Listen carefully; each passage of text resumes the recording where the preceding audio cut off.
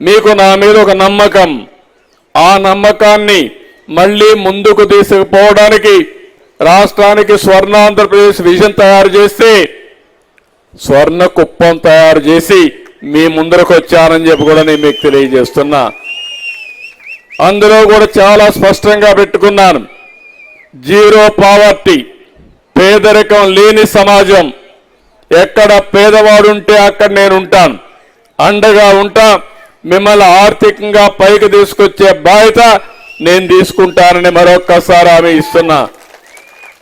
మీరు చాలాసార్లు నేను ఏం చెప్తే చేశారు. ఈరోజు నేను చెప్పే కార్యక్రమాలు మీరు గుర్తుపెట్టుకోవాలి.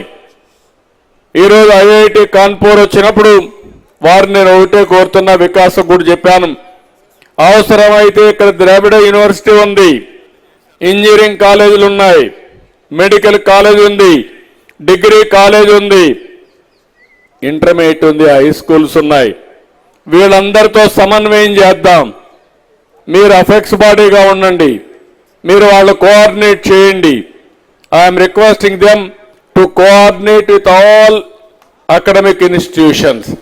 You train them first, then they will go to villages, they will approach people. What are all your new concepts has to be translated in true spirit. It is possible only through students. That is where I am asking you. ఇప్పుడు వారు చేసిన ప్రోగ్రాంలు 3-4 ప్రోగ్రాంలు చెప్పారు. Net zero emissions మీ పని నేనే చేశాను. ఏదైతే పవర్ అంతా కూడా పొల్యూషన్ లేకుండా ఎక్కడికక్కడ ఎయిర్ పొల్యూషన్ ఉండదు. నేచురల్ ఫార్మింగ్ కూడా వెళ్తున్నా. నెక్స్ట్ మీటింగ్ నేచురల్ ఫార్మింగ్ అంటే ఎరువులు వేయకుండా, క్రిమి సంహారక మందు కొట్టకుండా ఆదాయాన్ని సంపాదించే మార్గం. అందులో కూడా మామూలుగా పండించిన పంట కంటే నేచురల్ ఫార్మింగ్లో కానీ పండిస్తే 30-40% అధిక ధర వచ్చే విధంగా ఈరోజు ఏర్పాట్లు చేస్తున్నాను నేను. ఆ ధాన్యం మీరు తిన్నా, ఆ కూరగాయలు మీరు తిన్నా మీకు క్యాన్సర్ రాదు, మీ ఆరోగ్యం ఇంకా ఇంప్రూవ్ అవుతుంది. ఇది యథార్థం అని చెప్పి కూడా నేను మీకు తెలియజేసుకుంటున్నా. అలాంటి వినూత్నమైన కార్యక్రమాలతో మీరు చూస్తే కార్బన్ ఫుట్ ప్రింట్ అసెస్మెంట్.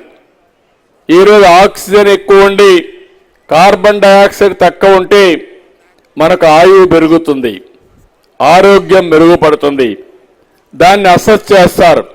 నియోజకవర్గం మొత్తం ఎంత కార్బన్ ఫుట్ ప్రింట్ ఉందో ఒక అసెస్మెంట్ చేసి దాని ప్రకారం ఏమేం చర్యలు తీసుకోవాలో మనకు గైడ్ చేస్తారు. రెండోది వాటర్ రిసోర్స్ మేనేజ్మెంట్. వర్షపు నీరు కానీ మనకు వచ్చే నీళ్లు కానీ ఏ విధంగా మొత్తం భూగర్భ జలాలు పెంచి ఆ నీటిని సమర్థవంతంగా ఏ విధంగా ఉపయోగించుకోగలుగుతామో అవి కూడా చెప్తారు. మూడోది మన దగ్గరుండే వాటర్ కూడా రీసైక్లింగ్. అంటే మనం వాడతాం, వాడిన నీళ్ళని మళ్ళీ భూగర్భ జలాలుగా మార్చే మార్గం, లేకుంటే రీసైక్లింగ్ చేసి ఎక్కడికక్కడ ఈ యొక్క గార్డెన్ కూడా ఉపయోగించుకునే పరిస్థితి వస్తుంది. అవి కూడా చేస్తారు. ఇంకో పక్కన జీరో వేస్ట్ మేనేజ్మెంట్. మన చెత్త ఉంది, బాటిల్స్ ఉన్నాయి, ప్లాస్టిక్ ఉంది, మనం అన్నీ ఉపయోగిస్తాం, మళ్ళీ చెత్త కుప్పలో పాడేస్తాం. ఆ చెత్త కుప్పలో వేసిన తర్వాత పొలాల్లో వేసి మన ఆవులు అవి తింటున్నాయి, తిని ఆరోగ్యం పోయే పరిస్థితి వస్తూ ఉంది. భూమిలో వేసి భూమిలో ఇంకడం లేదు, ఇవి కొంతమంది తగలబెడుతున్నారు. దీనివల్ల లేనిపోని ఇవి వచ్చి పొగ ఇవన్నీ వచ్చి వాతావరణం కలుషితం అయిపోయే పరిస్థితి వస్తూ ఉంది. అందుకని మొత్తం కూడా ఏదైతే ఉందో జీరో వేస్ట్ కాన్స్టిట్యున్సీ కింద ఏ వేస్ట్ వచ్చినా దాన్ని రీసైక్లింగ్ కానీ వేస్ట్ నుంచి సంపద సృష్టించే విధంగా కాంపోస్ట్ తయారు చేయడం, చెత్త నుంచి ఎరువులు తయారు చేయొచ్చు, చెత్త నుంచి కరెంటు తయారు చేయొచ్చు. మీరు తయారు చేసే ప్లాస్టిక్ని మళ్ళీ రీసైక్లింగ్ పంపించి కొత్త ప్లాస్టిక్ వస్తువులు తయారు చేయొచ్చు. మీరు పంపించే గాజు పెంకులన్నీ కూడా తీసుకుపోయి మళ్ళా గాజులు తయారు చేసే పరిస్థితి వస్తుంది, గ్లాస్ తయారు చేసే పరిస్థితి వస్తుంది. మన ఇంట్లో ఈ ఇంట్లో మీరు కానీ ఇల్లు కూల్చేసిన తర్వాత దాన్ని కూడా ఇసుక వేరుగా, రాళ్లు వేరుగా సెగ్రిగేట్ చేసి మళ్ళా ఉపయోగపడే పరిస్థితి వస్తుంది. అందుకనే వాళ్ళు చేసిన కార్యక్రమాన్ని మనస్ఫూర్తిగా అభినందిస్తూ జీరో వేస్ట్ కాన్స్టిట్యున్సీ కింద దేశంలోనే నెంబర్ 1గా కుప్పం ఉండాలని నా ఆకాంక్ష. దాన్ని కూడా వర్కౌట్ చేద్దాం. అదే మరిగా నెట్ జీరో బిల్డింగ్, మీరు కట్టే బిల్డింగులకి ఏ విధంగా బాగా ఉండాలి అంటే గాలి ఏ విధంగా రావాలి, ఇలాంటి అన్ని కూడా కరెంటు తక్కువ ఎట్లా వాడాలి, ఇలాంటివన్నీ కూడా ఆలోచించి నెట్ జీరో బిల్డింగ్ కింద ఒక ఇది తయారు చేస్తారు ఎనర్జీని న్యూట్రలైజ్ చేయడానికి. అదే ఒకప్పుడు మనం వాస్తు అంటాం.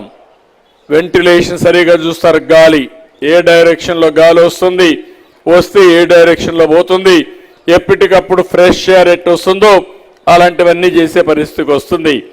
ఇంకో పక్క బిహేవియరల్ చేంజ్, మనలో కొన్ని అలవాట్లు ఉన్నాయి. ఈ మధ్యకాలంలో 5 ఏళ్లలో చాలా గందరగోళం చేశారు. రాష్ట్రాన్ని మొత్తం గంజాయిమయం చేశారు, డ్రగ్స్ మయం చేశారు. మన పిల్లలు మనకు తెలియకుండా గంజాయికి అలవాటు పడిపోయి గంజాయికి బానిసలైపోయే పరిస్థితికి వచ్చారు. మన నియోజకవర్గంలో కూడా కొన్ని అలవాట్లు ఉన్నాయి. పొగాకు వాడతారు పాత వాళ్ళందరూ కూడా, సిగరెట్లు తాగుతారు. దీనివల్ల కూడా చాలా ఇబ్బందులు వస్తున్నాయి, అనేక అనారోగ్య సమస్యలు వస్తున్నాయి. పొగాకు వల్ల మీరు ఒకసారి చూస్తే ఈ పండ్లన్నీ కూడా ఇదైపోయి ఒక్కోసారి దంత వ్యాధులే కాకుండా క్యాన్సర్ కూడా దారితీసే